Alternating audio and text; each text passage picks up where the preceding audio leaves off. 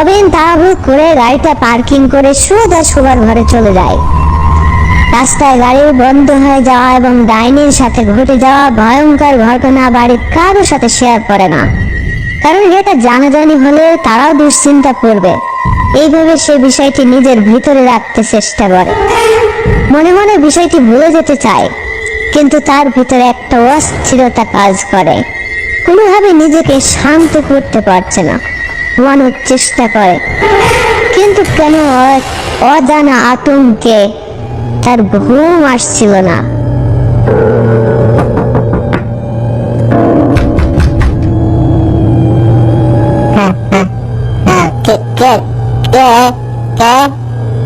আমি রতন বাবু, দরজাটা একটু খোলেন।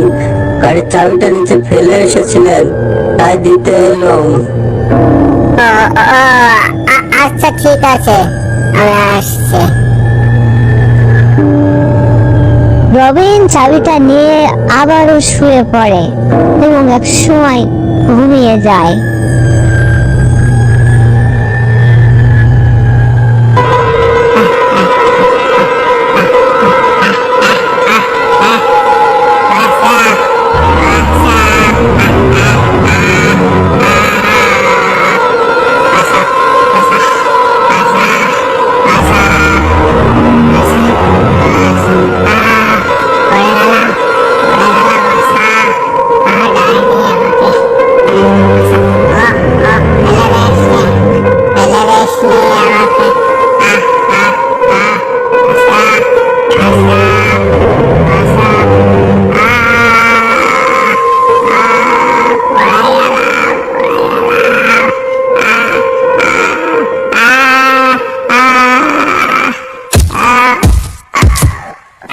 ওরে বাবা রে, লাথি মেরে আমার মাজা ভেঙে দিয়েছে রে, মরে গেলাম।